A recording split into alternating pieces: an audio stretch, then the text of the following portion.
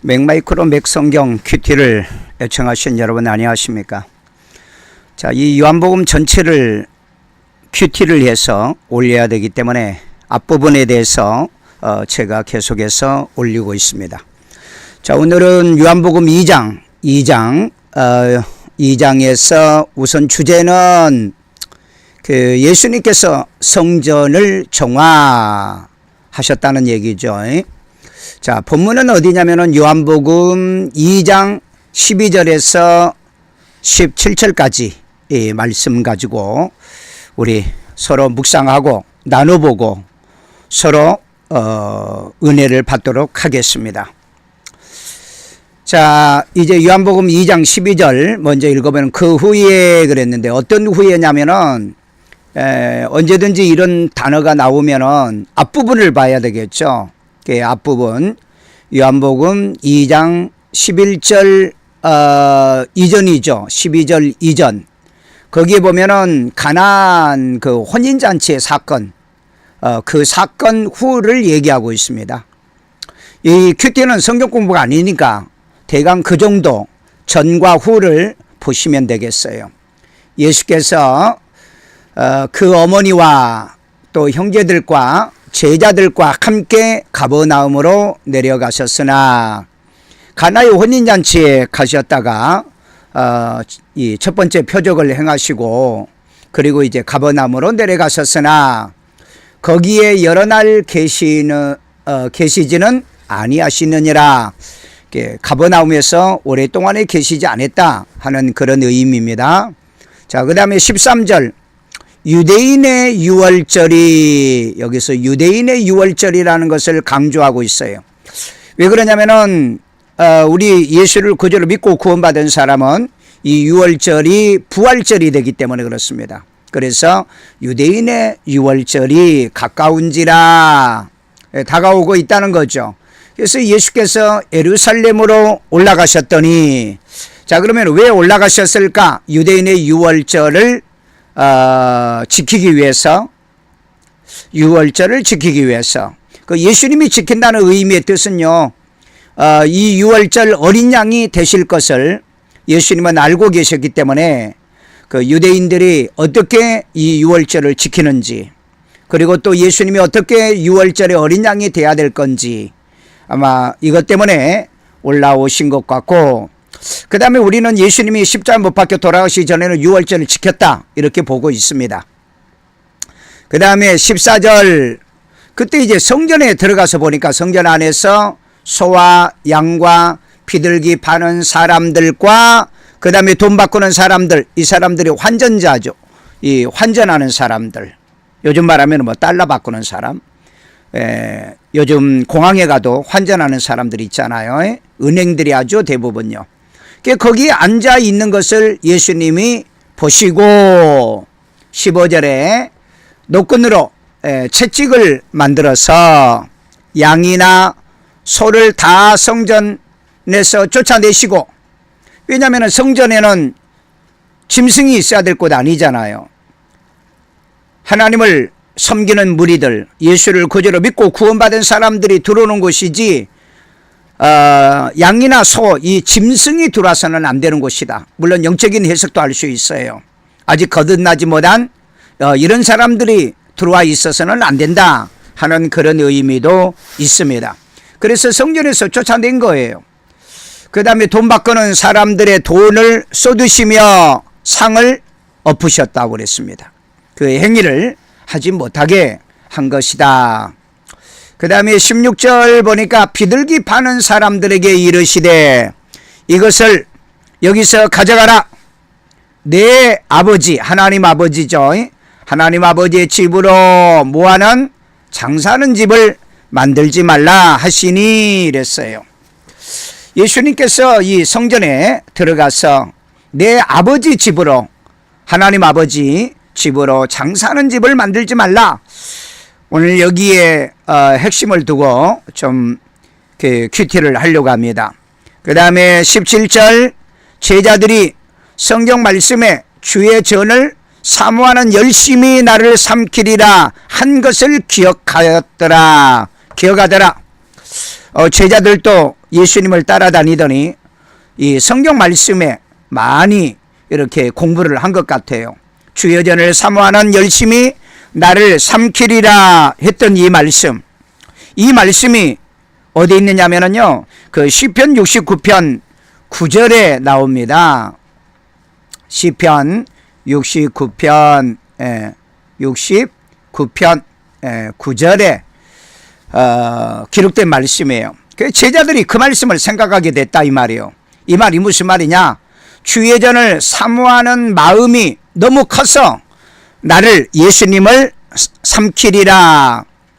이 말은 이 본질이, 예수님의 본질이 뭡니까?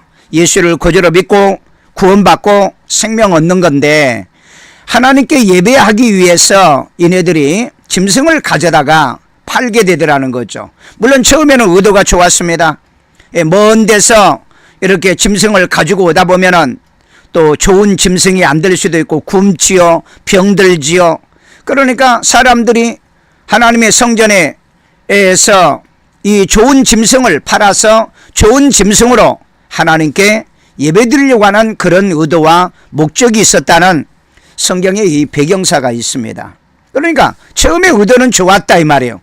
그런데 이게 성전 밖에서 이 일들이 이루어지더니 장사가 괜찮게 되고, 그러니까 이제 성전 안에까지 들어왔다 이 말이에요.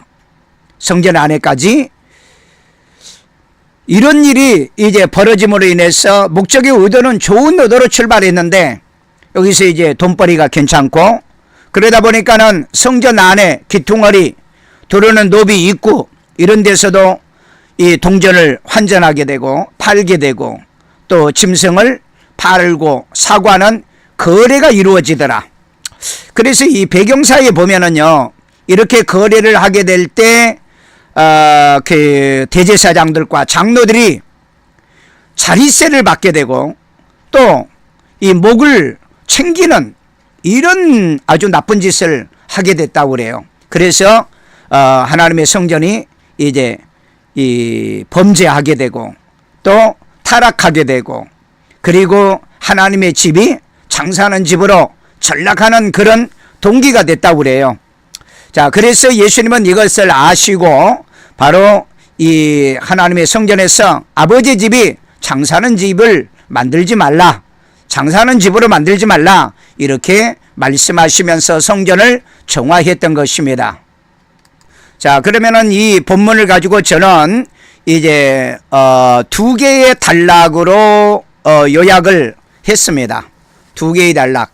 이 요약하는 것은요, 이 본 내용을 요약을 해서 기억하기 위해서 분해라고 해놨습니다. 자, 먼저 12절에서 16절까지를 분해를 했는데, 이걸 제가 요약을 해서 미리 이렇게 사전에 해놨습니다. 자, 성전에서 짐승 팔고 환전자를 쫓으시고 하시는 말씀이, 내 아버지 집을 장사하는 집 만들지 말라라고 했다는 거예요.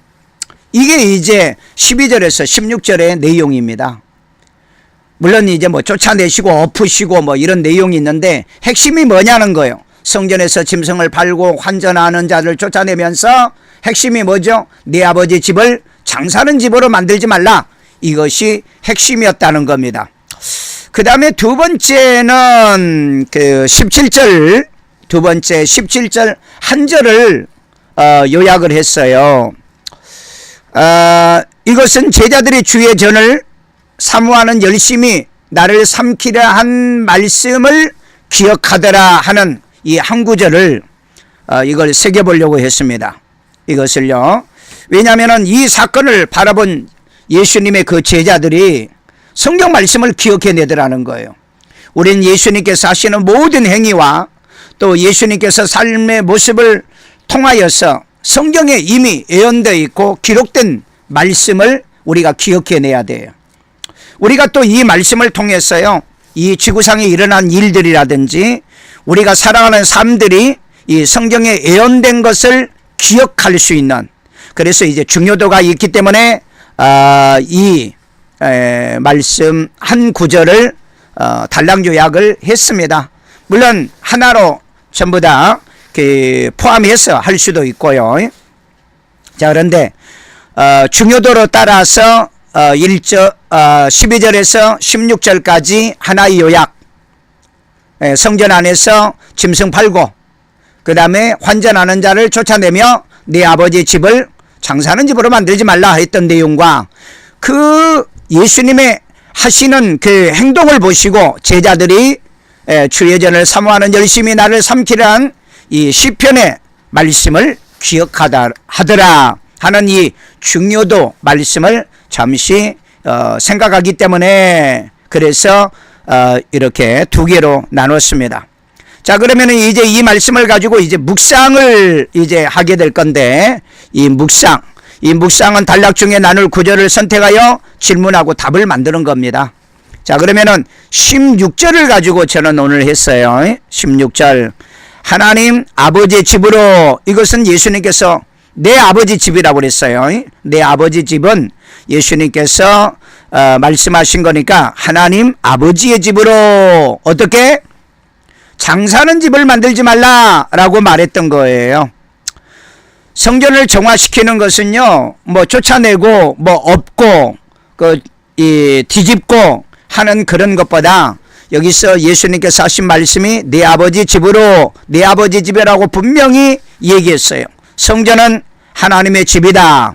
그런데 하나님의 집은 장사하는 집으로 만들지 말라 이렇게 말씀하고 있어요.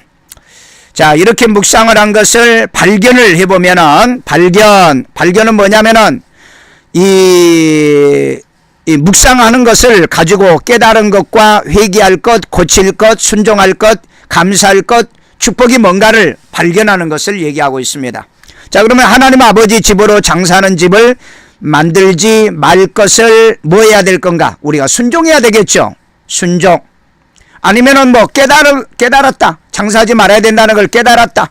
만약에 내가 장사를 했으면 내가 회개해야 되겠죠. 교회 와가지고 사업상 교회 다니신 분들, 또 영업하기 위해서 교회 다니신 분들, 이런 분들은 회개해야 되겠죠. 이거 고쳐야 되겠죠.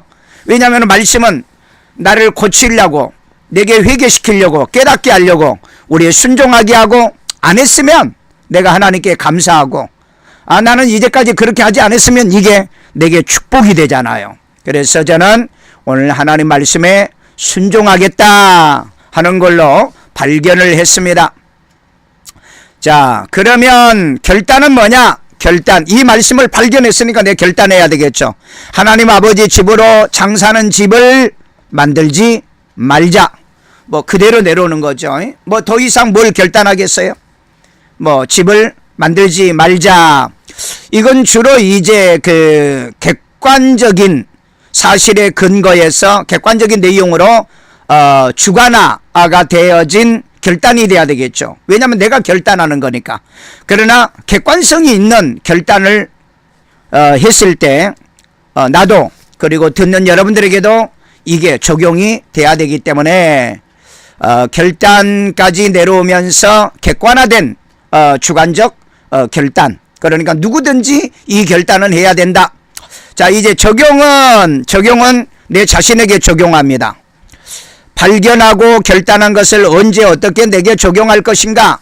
이건 내 이제 객관적인 사실에 근거한 주관화예요. 자, 그러면 하나님 아버지 집으로 장사하는 집을 만들지 않기 위해 않기 위해 어떻게 해야 될 거냐 이 말이에요. 이걸 내게 어떻게 적용해야 될 거냐 하는 겁니다. 자, 우선 교회 안에서 물건 파는 행위를 하지 말아야 되겠죠. 자, 그러면 나는 여기서 교회 안에서 물건 파는 행위에 여기에 이제 한번 여러분의 의견도 좀 듣고 싶습니다. 제가 교회 안에서 물건 파는 행위를 하는 것인지 안 하는 것인지, 이게 뭐냐면은요, 저희들이 전반기 하반기 바자회를 합니다. 바자회를 해서 여기서 나온 수익금으로 우리가 1년에 고양시에 이 차상위 계층을 위해서 쌀 20kg 500포씩 사서 해마다 기증하고 있습니다. 물론 이제 지역사회 목사님들 또 어려운 사람들 이렇게 하다 보면은 한 550호 정도 되더라고요. 그러나 공식적으로 우리가 21년 차 이 바자회를 통해서 얻은 이 수익금, 그리고 우리 교인들이 헌금한 구제 헌금을 통해서 이 수익금을 통해서 구제를 하고 있다 이 말이에요. 그런데 이 구제하는 바자에 남은 물건을 가끔 주일날 예배 끝나고 이제 그 노비에서 혹은 노비 밖에서 이 나머지 물건들을 이제 팔게 되는데, 이때 제가 주일날 돈은 받지 말아라, 돈은 받지 않습니다. 예상으로 다 가져가요. 그리고 다음에 이 물건값을 이제 받습니다. 이건 우리 교회에서 하는 게 아니고 우리 여전도회, 총여전도회, 우리 21개 여전도 중에서 총여전도회가 있는데 총여전도에서 이것을 통해서 해마다 이 구제 사역을 하고 있어요. 이 말씀을 보면서요, 이것도 교회 안에서 물건을 파는 행위인가? 제가 유럽에 가보니까는 성전 안에 귀퉁어리에서 뭐 카드도 팔고요, 그 다음에 기념품도 파는 행위 하더라고요. 그러면서도 주일날 예배도 드린다고 하더라고요. 제가 뭐 이안을 받기 위해서 나는 예배당에서는 이런 행위를 하지 않습니다. 그 다음에 또 이제 노비 밖에서, 주로 노비 밖에서 이 물건을 나머지는 이제 그 교인들이 가져가는 이 행위를 해요. 자, 그러면 여러분의 생각에 이것도 교회 안에서 물건 파는 행위라 이렇게 생각하신가요? 이건 제가 하고 있어서 그런지 그 어떤 판단 정확하게 내리지를 못하고 있습니다. 만약에 이게 성경에 어긋난 거라면은 가감하게 이제 하지 말아야 되겠죠. 자, 이걸 한번, 이 말씀은 여러분과 한번 나누고 싶고요. 여러분 또 어떻게 생각하는지 의견도 저 듣고도 싶습니다.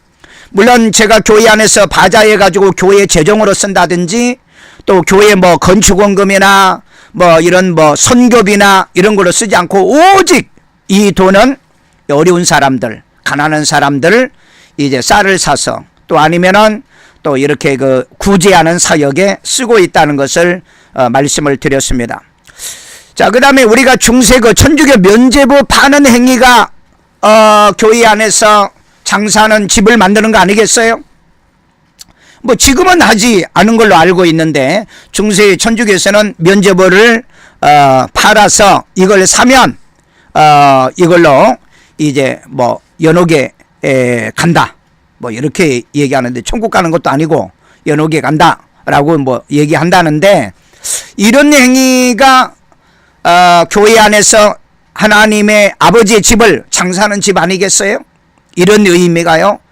이건 그렇게 해서 뭐 이 천주교 그 성당을 뭐 건축했다든지 그 다음에 또 영선비로 쓴다든지 교회로 썼다든지 뭐 이런 행위와 교회 안에서 이 바자에 남은 물건을 이렇게 교인들에게 주는 행위, 물건을 그날 파는 건 아닙니다. 이런 행위와 어떻게 다른가, 아니면은 차별이 있는가, 아니면은 같은가, 여러분의 의견도 좀 들어보고 싶습니다. 자, 그 다음에 또 하나, 우리 교회 안에, 기독교 교회 안에 일부 붕괴하면서 수입원금 분배 행위가 있다고 그래요. 저는 직접 얘기는 듣지 못했는데 간접적으로는 들었습니다. 이런 것들이 아버지 집에서 장사하는 집을 만드는 거 아니겠어요? 붕괴 잘해서 헌금 많이 걷어가지고 뭐 몇 대 1로 이렇게 하는 거, 저는 기도원에서는 봤습니다. 그리고 실제로 제가 그런 기도원에서 집회를 했는데 나중에 나는 몰랐어요. 나중에 뭐 7대 3으로 나누었다. 그래서 뭐 돈이 뭐 얼마 안 된다.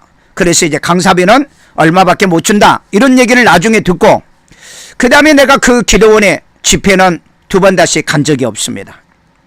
왜?